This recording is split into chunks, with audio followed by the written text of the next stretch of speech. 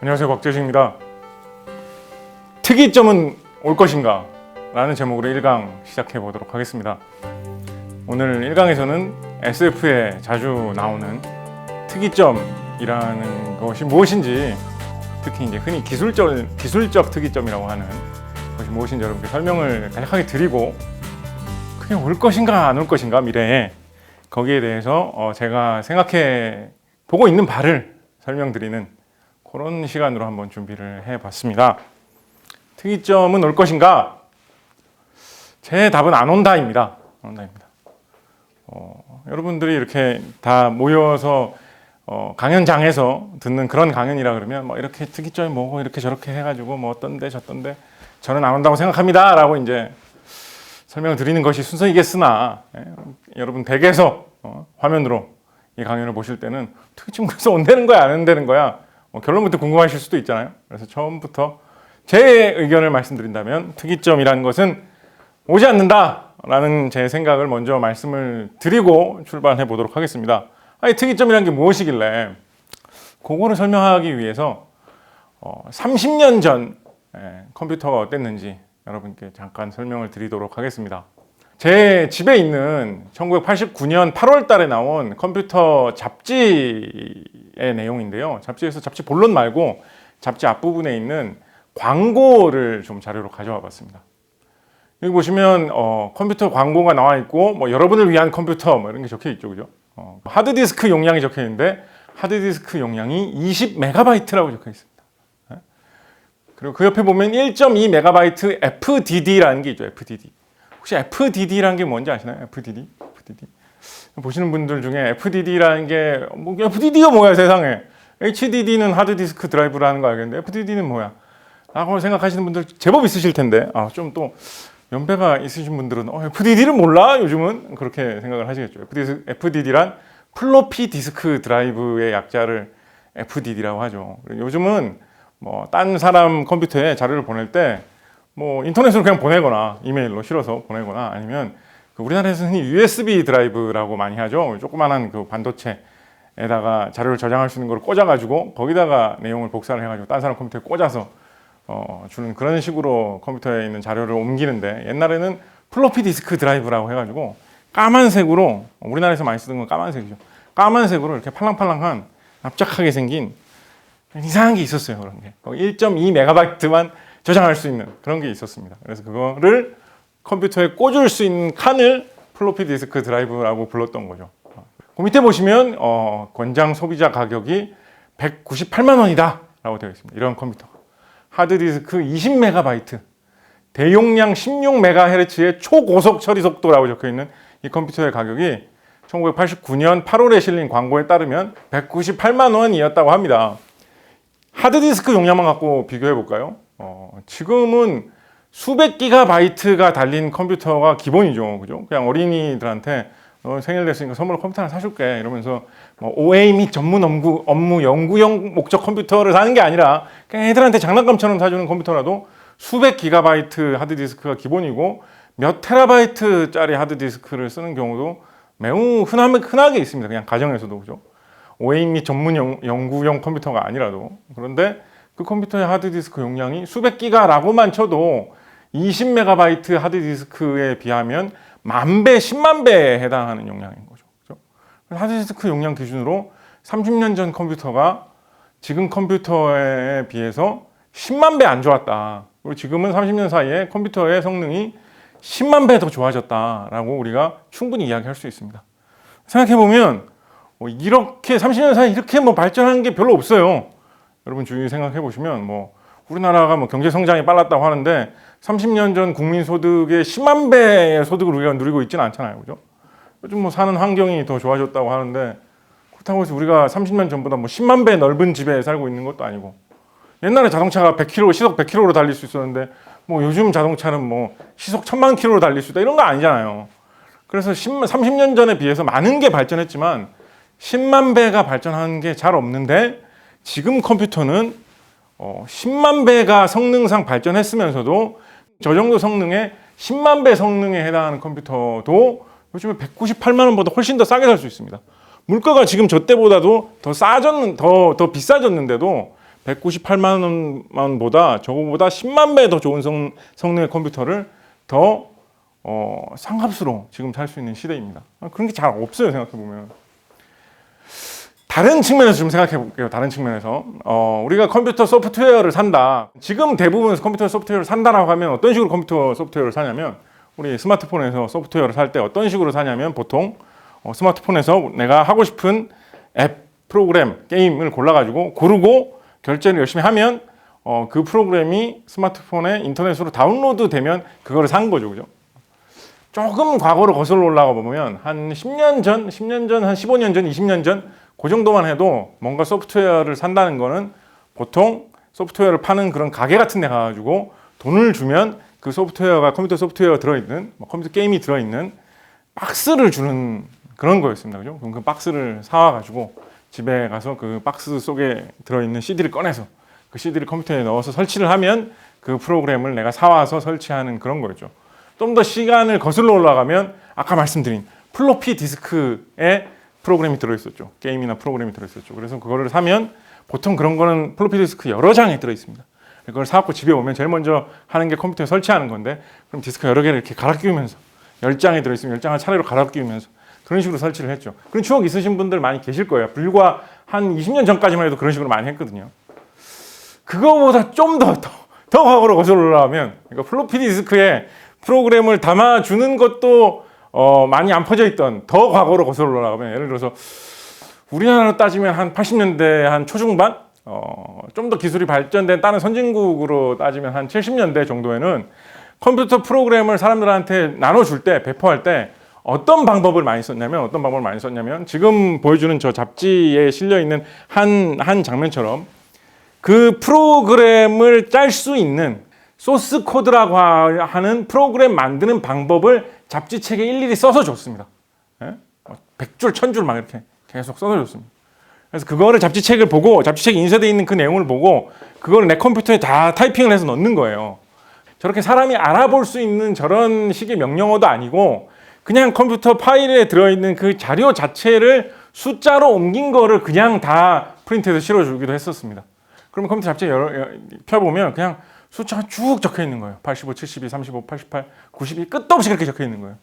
그거를 무슨 뜻인지도 모르고 밤새도록 그걸 타이핑을 하면 무슨 재밌는 게임을 할 수 있습니다. 이런 거 나오면 현혹돼가지고 2시간씩, 3시간씩, 4시간씩 밤새도록 그 숫자들을 알 수도 없는 숫자들을 입력하면서 컴퓨터에 그걸 넣으려고 많이 하거든요. 밤새도록 숫자들을 입력을 다 해가지고 이제 프로그램이 되겠지라면서 딱 실행을 시키면 대부분 실행이 안 됩니다. 왜냐하면 그 많은 숫자 중에 분명히 몇 군데는 오타를 냈을 거거든요. 처음부터 다시 또 보통 뭐 동생이나 뭐 이런 사람 불러가지고 네가 숫자 불러봐. 내가 화면을 보면서 또 어디 틀렸는지 찾을게. 이런 식으로 해가지고 쭉 찾아보면 여기서 내가 틀렸네. 이런 식으로 몇 번 오타 낸 거를 검증을 하고 나면 프로그램을 실행할 수 있는 그런 시대가 불과 한 30몇 년 전이었다라는 거죠. 지금으로서는 정말 상상도 할 수 없는 시기인데 그래서 이런 기술, 특히 IT, 정보기술, 컴퓨터 관련 기술들이 급격하게 발전하는 그런 양상을 가지고 기술의 발전이 지수적이다라는 이야기를 합니다. 지수적이라는 거는 과거의 어떤 때에 비해서 어떤 특정한 기간이 지나고 나면 배로 늘어난다는 거죠. 배로. 자연계에서 자주 볼 수 있는 예로는 뭐가 있냐면 대장균 같은 거 있잖아요. 대장균 같은 거 20분만 지나면 한 마리가 두 마리로 분열해서 자라거든요. 20분 더 지나면 두 마리가 네 마리로 되는 거예요. 20분 더 지나면 네 마리가 8마리로 되고. 그래서 그런 식으로 대장균을 만약에 무한정 계속 키울 수가 있다. 옆에 막 먹이도 얼마든지 줄 수 있고 공간도 얼마든지 있고 해갖고 대장균을 무한정 기를 수가 있다라고 하면 대장균, 눈에 보이지도 않는 대장균 딱 한 마리만 20분에 두 개씩 늘어나는 대장균 딱 한 마리만 얹어 놓아도 20분마다 2배씩 늘어난다는 그 기세만 계속 유지돼 준다면 불과 한 2, 3년이면 지구를 다 덮어버리고도 남습니다. 그보다 적게 걸릴지도 몰라요. 그래서 그런 게 지수적으로 빠른 속도라는 것의 무서움인데 아까 처음에 말씀드린 그 기술적 특이점이라는 것은 이런 식으로 일정한 기간 동안에 배가 되는 속도, 지수적인 속도로 발전하다 보면 어느 시점에 이르러서는 과거와는 전혀 양상이 달라서 지금으로는 상상도 할 수 없는 엄청난 미래가 도래할 것이다 라는 생각입니다. 대표적으로 그런 기술적 특이점을 강조하는 사람들이 많이 드는 예시로는 그런 게 있죠. 옛날에 그 미국의 반도체 사업가가 언급했던 무어의 법칙이라고 해가지고 24개월마다 2배로 증가한다. 그런 게 있고 우리나라에서는 황해 법칙 뭐 이런 것도 있었죠. 그래서 뭐 메모리 반도체의 집적 수준은 성능 수준은 그보다 더 짧은 기간에 2배로 증가한다. 뭐 이런 얘기가 있었죠. 그러니까 그런 식으로 증가하니까 뭐 한 30년, 20년 지나고 나면 과거에 비해서 10만 배, 100만 배 성능이 좋아지는 것도 일어날 수 있는 일이다라는 식으로들 설명을 했습니다. 그러니까 이런 식으로 자연히 그런 식으로 생각하는 거예요. 이렇게 기술이 발전하는 게 빠른데 어느 시점을 지나고 나면 정말 지금으로서는 도저히 상상도 할 수 없고 완전히 우리의 지금의 삶의 어떤 기준과 시각을 초월하는 뭔가가 나오지 않을까? 그래서 세상이 완전히 다 뒤집히지 않을까라는 그런 식의 생각을 하는 것입니다. 물론 뭐 기술적 특이점 생각하시는 분들은 이거보다 좀 더 진지하게 여러 가지 영역에 대해서 많이 설명을 드리는데 오늘은 약간 극단적인 한 가지 측면에 대해서만 여러분께 이게 뭔지 설명을 드리는 그런 차원이니까 그 부분에 대해서는 좀 말씀을 드리도록 하는 것으로 좀 제안하겠습니다. 기술적 특이점 이야기가 유행하게 된 것은 SF 작가 버너 빈지라는 분이 미국에서 많이 활동하신 분이죠. 버너 빈지라는 분이 1993년에 미국 항공우주국에서 비전 21이라는 심포지움에서 어떤 이야기 하나를 꺼낸 것이 중요한 계기가 되었다고들 합니다. 이분이 SF 작가로 여러 가지 소설 많이 쓰시고 SF 작가로도 크게 성공하신 분인데 이분이 이런 약간 어떻게 보면 이런 좀 뭐랄까요 사상적인 것, 어떤 기술적인 방향을 예상하는 것 이런 쪽에서도 간접적으로 큰 영향을 끼치신 거예요. 이분이 어떤 거를 생각을 하셨냐면 인공지능이 발전하면 일을 다 로봇들이 하고 인공지능이 할 테니까 사람은 인공지능을 개발하고 인공지능을 개선하고 관리하는 일만 하면 될 거야. 뭐 이런 식의 이야기를 많이 하는데 거기서 조금만 더 생각을 해보면 근데 인공지능이 진짜 많이 발전하면 인공지능을 개발하고 개선하고 관리하는 것도 인공지능이 할 수도 있잖아 라고 생각해 볼 수도 있겠죠. 그죠? 그래서 버너 빈지는 거기를 지목한 겁니다. 인공지능을 개발하고 개선하는 것도 인공지능이 할 수 있다라고 해보자. 그러면 그 인공지능은 자기 자신보다 더 좋은 인공지능을 만들 수도 있겠죠. 개선해가지고, 그죠? 그러면 자기 자신보다 더 좋아진 인공지능은 다시 자기 자신보다 더 좋아진 인공지능을 또 만들 수도 있겠죠. 그래서 그런 식으로 계속 반복하다 보면 아까 하나가 2배가 되고 2개가 4배가 되는 그런 비슷한 느낌으로 점점 인공지능을 더 빠르게 개선할 수 있는 그런 여건이 되니까 인공지능이 발전하는 속도가 폭발적으로 빨라질 것이다. 지능 폭발이 일어날 것이다. 이런 이야기를 했었습니다. 그거를 이야기한 것이 90년대 초였습니다. 그 후로 이제 이런 특이점, 기술의 발전이 너무나 특히 인공지능과 IT의 발전이 너무나 급격히 빨라져가지고 전과는 완전히 다른 그런 세상이 된다라는 게 이렇게 된다면 정말 그게 가능할 수도 있겠는데 라는 공감을 많이 불러오게 된 거죠. 그래서 이런 식의 생각에 따르면 인공지능이 어느 순간 발전하면 정말 성능이 뛰어나서 사람보다도 훨씬 더 뛰어날 거기 때문에 모든 세상에 산적한 문제를 인공지능 컴퓨터가 다 해결해 줄 수 있는 세상이 올지도 모른다는 거예요. 너무나 지능이 뛰어나서. 예를 들면 에너지 문제를 해결한다든가 암 이런 거 다 고치는 방법 인공지능이 다 알아낸다든가 우주 개발해가지고 전 우주를 사람이 살 수 있는 그런 곳으로 만든다든가 빈부격차를 다 해소해주고 사람들이 불행해하면서 고민하고 있는 그런 문제를 다 인공지능이 해결할 수 있는 어떤 그런 방안을 찾아주고 이런 거를 인공지능의 어마어마한 지적 능력으로 다 해결해 줄 수 있을지도 모른다. 이런 이야기를 사람들이 하기 시작했습니다. 우리 이런 이야기는 SF물에 굉장히 많이 나오는 소재가 되었죠. 그래서 한국에서도 굉장히 인기가 많은 거장 SF 작가로 보이는 분류는 아이작 아시모프. 헐리우드에서 영화된 SF물로는 아이로봇이라든가 바이센티니얼맨 이런 걸로 좀 많이 알려지셨죠. 그리고 뭐 프레드릭 브라운 이 작가는 좀 웃긴 SF, 유머 SF 뭐 이런 걸로 좀 많이 알려져 있는데 사실은 굉장히 그 소설 활동을 활발히 하신 분이기 때문에 SF뿐만 아니라 뭐 추리물이라든가 하나도 안 웃긴지만 더 재밌는 SF도 많이 작업하신 분인데 역시 SF 독자들한테는 아주 익숙한 이름이죠. 아이작 아시모프나 프레드릭 브라운 이런 분들은 1950년대에 앞서거니 뒤서거니 하면서 이런 인공지능이 극도로 발달해서 컴퓨터가 극도로 엄청나게 발달해가지고 굉장한 능력을 갖춘 그런 상황을 가정하는 단편 소설들을 썼습니다. 그래서 이 아이작 아시모프나 프레드릭 브라운은 인공지능이 그런 식으로 엄청나게 발달해서 우리의 상상을 초월할 정도로 뛰어난 능력을 갖추다 보면 나중에는 정말 무엇이든지 할 수 있게 되지 않을까? 뭐 이런 생각까지 한 거예요. 예를 들면 뭐 지금으로서 우리는 상상도 할 수 없는 한번 탁 이렇게 스위치를 움직이면 지구가 통째로 다 박살나는 그런 걸 만들어낸다든가, 아니면 엄청나게 먼 거리의 별까지 순식간에 순간 이동하는 그런 기술을 개발해낸다든가, 아예 무슨 시공간을 초월하는 그런 말도 안 되는 어떤 그런 거를 개발해낸다든가, 심지어 이 시대의 SF 작가들은 인공지능이 저렇게까지 뛰어나게 발전해가지고 우리는 상상도 할 수 없는 기술을 갖추게 되면 아예 새로운 우주 하나를 만들어낼 수도 있지 않을까, 이런 식의 생각까지도 했었습니다. 그래서 우리가 무엇을 상상하든지 간에 발전된 인공지능은 그것보다도 더 뛰어난 능력을 갖추고 무엇인지 할 수 있을 것이다 라는 생각까지도 했던 거죠. 그래서 특이점이라는 것이, 기술적 특이점이라는 것이 만약에 찾아온다면 어떤 긍정적으로 생각하시는 상당히 많은 숫자의 사람들은 특이점 이런 것이 30-40년 내에 올지도 모른다 라고 생각하시는 분들도 계십니다. 그래서 이 30-40년 후에 특이점이 오면 앞서서 말한 그런 말도 우리의 생각을 완전히 벗어나는 시공간 초월 이런 것까지도 할 수 있다라고 하니까 그거보다 더 쉬운 일은 얼마든지 할 수 있겠죠. 예를 들어서 죽은 사람 되살리기 이런 것도 얼마든지 할 수 있다고 보는 거예요. 그래서 특이점이 30-40년 후에 올 것이다 라고 믿는 분들은 앞으로 한 20-30년이 지나서 특이점의 이런 시대가 오기만 하면 정말로 발전한 인공지능이 무엇이든지 사람들에게 다 해줄 것이기 때문에, 예를 들면 불로장생, 영원한 생명 이런 것도 다 가질 수가 있게 된다는 거예요. 모두가 다 무한히 행복한 세상에서 다 영원히 즐겁게 살 수 있다는 거예요. 인공지능이 무엇이든지 다 할 수 있는 힘을 갖추게 되기 때문에. 그래서 그때까지 죽지 않고 최대한 장수하는 게 중요하다고 생각을 하는 거예요. 예를 들어서 30년 후 2050년에 그런 인공지능이 태어난다, 모든 걸 다 할 수 있는 인공지능이 태어난다고 하면 2050년까지 내가 어떻게든지 장수해야지라고 생각하는 거예요. 그때 내가 늙어서 기력이 없고 좀 부족하고 이럴 수도 있겠지만 그때 인공지능이 나타나면 너 좀 늙어 보이는데 내가 젊어지는 기술을 만들었어. 그래가지고 다시 젊게 해줄 것이고, 병 좀 걸린 것 같은데 그 병 내가 낫게 해줄게.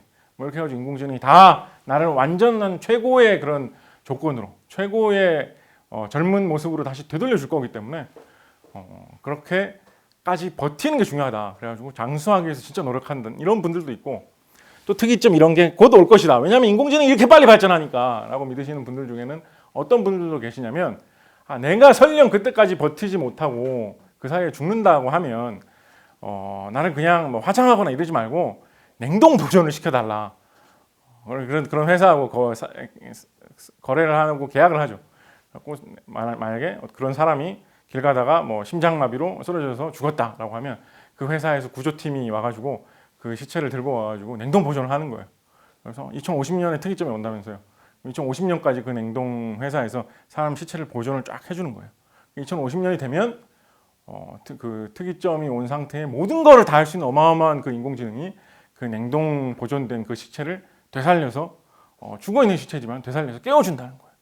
그래서 내가 다시 특이점이 온 후에 모두가 다 행복하게 사는 세상에서 내가 영원히 살 수 있도록 내 시체를 특이점 올 때까지 꼭 보존을 해달라 하고 계약하고 거래해서 지내는 그런 분들도 일부 계십니다. 지금 사람을 냉동 보존하면 완벽하게 냉동 보존이 안 되거든요. 세포들이 막 다 부서지고 그런다고 합니다. 냉동 보존되는 과정에서. 그래서 그걸 해동한다고 해도 얼리기 전의 상태로 그대로 다시 돌아오는 게 아니라고 해요. 요즘에 냉동 기술은 아직 충분히 발전을 못해서. 근데 이분들은 그런 것도 별로 걱정 안 하는 거예요. 왜냐하면 특이점이 지나고 나면 인공지능이 굉장히 뛰어난 기술이 있을 거기 때문에 그렇게 세포가 좀 파손되고 얼렸다 녹이는 과정에서 몸이 좀 부서진다고 하더라도 인공지능이 뛰어난 기술로 그거를 다 복원해 줄 거라고 생각을 하는 거예요. 보존만, 그때까지만 날 보존시켜 다오 라고 거래를 하는 분들이 실제로 지금 세상에 있다는 거예요. 그런데 저는 이런 식의 모든 것을 다 할 수 있는, 우리의 상상을 초월해서 생각할 수 있는, 혹은 심지어 생각할 수 없는 일까지도 다 할 수 있는 그런 인공지능은 출현하지 않을 거라고 생각합니다. 않을 거라고 생각합니다. 왜냐하면 그렇게 뭐든지 다 할 수 있는 인공지능이 나타나려면 기술이 무한정 계속 발전한다는 걸 가정해야 되는데 기술 발전하는 속도가 지금까지 굉장히 빨랐기는 하지만 이런 식으로 과거의 배로 늘어나는 성장은 결국은 어느 시점에서는 멈출 수밖에 없는 것이 대부분의 현상들이거든요. 우리 아까 뭐 대장균 늘어나는 이야기 했었지만 대장균 같은 거 키우다 보면 결국은 먹이가 부족해든지 공간이 부족해져 가지고 지구를 대장균이 다 덮고 이런 일은 일어나지 않습니다. 그죠? 더 우리가 체득할 수 있는 쉽게 느낄 수 있는 예는 사람의 몸속에서 태아가 자라나고 그 태아가 태어나서 아기 때 자라날 때 보면 처음에는 정말 쑥쑥 자라납니다. 세포가 하나였다가 갑자기 2개가 되고 2개였다가 4개가 되고 이런 식으로 굉장히 빠르게 자라나고 아기들은 처음에는 뭐 무게가 3kg였다가 며칠 지나고 나면 4kg가 되고 5kg가 되고 팍팍 자라납니다. 그죠? 그럼 그런 식으로 사람의 성장되는 추세가 계속 이어진다 그러면 어른이 되면 다 거대한 거인이 돼가지고 걸어 다니겠죠. 노인들은 다 막 산처럼 큰 크기겠죠. 아이가 자라나던 속도로 계속 끊임없이 자란다면 그렇게 안 된다는 거예요. 대부분의 일이. 그래서 지수적인 그런 기술 성장 속도가 지금까지 보인다고 하더라도 미래의 그 추세가 계속 유지되기보다는 어느 시점에서 멈출 가능성이 굉장히 높다고 저는 생각합니다. 특히 아까 뭐 말씀드린 무어의 법칙이라든가 황의 법칙 이런 것이 반도체 기술의 빛나는 빠른 속도의 발전의 사례로 많이 언급되어 왔습니다만 무어의 법칙도 그렇고 황의 법칙도 그렇고 더 이상은 그대로 유지되지 않고 있다. 그 정도로 빠른 성장의 시대는 끝났다라는 게 중론이죠, 이미. 그거 말고도 좀 그 이론적으로도 이런 이야기가 있습니다. 칼로타 페레즈라고 이런 기술 혁신, 기술 발전 이런 것에 대해서 많이 연구하신 영국계 베네수엘라인 학자분이 계신데 칼로타 페레즈가 기술 급등 주기라는 자신의 이론에서 설명한 것에 따르면 모든 기술이 발전하는 것은 초반에는 완만하게 발전하다가 어느 순간 급격히 발전할 때가 있고 그 후에는 잠시 어떤 전환점을 맞이한 다음에는 기술이 성숙기가 되면 예전의 속도로 계속 급격히 발전하는 것이 아니라 천천히 발전하면서 멈추어 간다라는 이론이죠. 그래서 IT가 빠르게 발전하는 속도는 어떻게 보면 지금은 급격한 발전기, 칼로타 페레즈의 기술 급등 주기 이론에 따르면 한 2번째 단계 정도에 해당하는 그 시기를 우리가 겪고 있기 때문이고 그 후에 어느 시점이 지나가고 나면 전환점이 오면서 기술 발전의 속도가 완만해지는 시기가 찾아오는 것이 전형적인 발전의 흐름이라는 것입니다. 저는 이것을 좀 다른 방법으로 증명해 볼 수도 있습니다. 앞으로 미래에 무엇이든지 다 할 수 있는 시공간을 초월하는 그런 엄청난 인공지능은 절대 안 나올 것이다 라는 것을 좀 다른 방법으로 여러분께 증명해 드릴 수도 있습니다. 시공간을 초월해서 무엇이든지 다 할 수 있는 인공지능이 나온다면 세상 모든 것을 다 알고 있고 무엇이든지 다 할 수 있겠죠. 그죠? 그럼 지금 이 방송도 그 인공지능은 알고 있을 겁니다. 세상 모든 걸 다 알고 모든 걸 다 할 수 있으니까. 그죠? 그래서 제가 하는 이 말도 지금 여러분께 들려드리고 이 말도 이 인공지능은 알고 있을 겁니다. 미래에 출현하는 그 인공지능은. 그죠? 그리고 그 인공지능은 시공간을 초월할 수 있기 때문에 과거로 와서 지금 뭔가를 할 수도 있을 겁니다. 타임머신 개발한다든가 하겠죠. 그죠? 그래서 만약에 그런 인공지능이 있다면 지금 여러분이 보고 있는 화면을 인공지능이 끌 겁니다. 제가 셋을 세리고 나면. 하나, 둘, 셋. 안 꺼졌잖아요. 혹시 꺼지신 분 계신가요? 꺼지신 분? 집에서 이거 보다 꺼지신 분? 집에서 보다 이거 꺼지신 분 계시다 그러면 이게 문제가 아니겠죠. 뭐 기계 고장 났다거나 이런 게 아니면 대부분 아마 안 꺼지셨을 거예요. 그렇게 할 수 없거든요. 그렇게 할 수 없거든요. 시공간을 초월해 모든 걸 무엇이든 다 할 수 있는 거 불가능하거든요. 그래도 인공지능이 너한테 그렇게 너의 장난에 얕보이지 않기 위해서 일부러 너한테 자신의 정체를 숨기려고 지금은 증명 안 한 것뿐이야 라고 하실지도 모르겠지만 어쨌든지 간에 인공지능이 과거로 거슬러 와서 지금 여러분의 화면을 끄는 일 그거 하나는 못했다는 것만은 확실합니다. 그러니까 인공지능이 뭐든지 다 할 수 있는 것만은 아닌 거예요. 하나는 못했잖아요. 여러분 화면을 지금 끄는 거 이거는 못했잖아요. 그죠? 그렇게 생각해보면 모든 것을 무조건 다 할 수 있는 인공지능이라는 것이 출현하지는 않을 가능성이 저는 높다라고 생각을 합니다. 그렇다고 생각해서 또 좀 다른 방식으로 생각할 수도 있죠. 예를 들어서 이런 인공지능이 30년 후에 40년 후에 혹은 50년 후에 나타난다는 생각에 너무 지나치게 경도되면 특이점이 온다는 걸 믿는 사람들이라고 해도 다 이렇게 빠져 있는 것만은 아닌데 지나치게 너무 경도되게 되면 야 우리 지금 힘들어서 무슨 뭐 암을 치료하는 법, 코로나 바이러스를 물리치는 법 이런 거 왜 우리 지금 열심히 할 필요가 뭐 있어. 한 30년만 어떻게든지 다 버티고 나면 인공지능 기술이 발전해가지고 인공지능이 다 알아서 해줄 텐데 지금 우리가 힘들어서 뭐 새로운 기술 연구하고 이런 거 할 필요가 뭐 있어? 뭐 이런 식으로 생각할 수도 있겠죠, 그죠? 그런 건 바람직한 삶의 태도가 아니잖아요, 그죠? 그런 측면에서 볼 때도 무엇이든지 다 할 수 있는 무한대의 힘을 가진 인공지능이 올 거다라는 것을 믿는 것은 좀 꺼려지는 그런 측면이 있습니다. 제가 추측하는 바가 기술 발전이 별거 없을 것이다. 인공지능의 발전이 뭐 대단치 않을 것이다 라고 이야기하는 것은 아닙니다. 저는 인공지능이 굉장히 빠르게 발전할 수도 있다라고 생각하고 심지어 인공지능이 발전해서 사람의 능력을 추월할 수도 있다라고 생각을 합니다. 다만 무한정 발전해서 모든 걸 다 할 수 있고 모든 세상을 다 엎어버리고 이런 수준까지 간다고 100% 확신할 이유는 없다라는 거예요. 기술이 발전이 빠르게 지금 하고 있다라고 해도. 그래서 특이점이라는 굉장히 강렬하고 자극적인 언어로 그 어떤 순간만 지나면 세상이 완전히 바뀌고 모든 문제가 다 해결되고 모든 것이 달라진다라는 점에 지나치게 강조를 두기보다는 예전에 우리가 겪었던 것처럼 굉장히 빠른 추세의 그런 발전이 앞으로도 일어날 수도 있겠거니 정도를 생각하는 것이 좀 건전한 미래를 예상하는 것 방법 아닌가라고 저는 생각을 하고 있습니다. 특이점에 대해서 오늘 좀 한 측면에 대해서 여러분께 좀 이렇게 자극적으로 좀 설명을 드리기 위해서 와닿게 설명드리기 위해서 한 측면만 떼와서 설명을 드렸는데 특이점에 대해서 좀 더 진지하게 고민하시는 부분들도 많이 계시고 따지고 보면 재미있고 신기한 이야기들이 이론적인 서적에도 SF에도 많이 있습니다. 그래서 오늘 이 이야기를 듣고 특이점 이거 좀 신기한 이야기인 것 같은데 라는 생각이 드셨다면 그런 내용에 대해서 좀 찾아보면서 곽재식이라는 한 SF 작가가 특이점이라는 거 절대 안 온다고 했다더라 라는 것만 또 너무 믿지 마시고 그런 다양한 관점에 대해서 좀 더 알아보시는 것도 재미있는 그런 기회가 되지 않을까 생각합니다. 감사합니다.